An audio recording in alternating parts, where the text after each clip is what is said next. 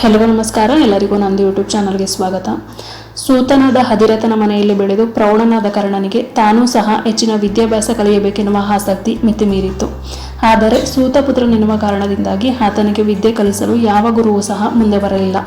ಆದ್ದರಿಂದ ಬ್ರಾಹ್ಮಣ ವಟುವಿನ ವೇಷ ಧರಿಸಿ ಪರಶುರಾಮರನ್ನು ಸಂಧಿಸಿ ತನಗೆ ವಿದ್ಯಾದಾನ ಮಾಡಬೇಕೆಂದು ಕರ್ಣನು ಭಿನ್ನವಿಸಿಕೊಂಡನು.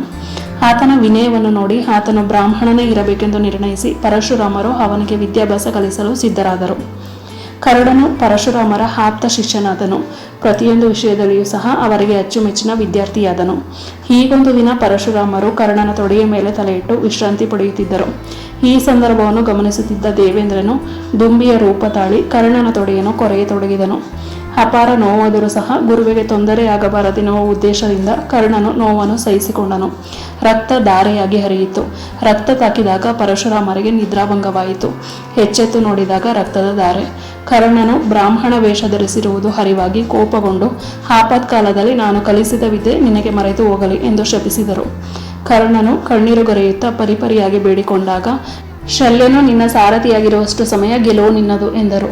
ಹೀಗೆ ಕರ್ಣನಿಗೆ ಶಾಪ ಉಂಟಾಯಿತು. ನಮಸ್ಕಾರ.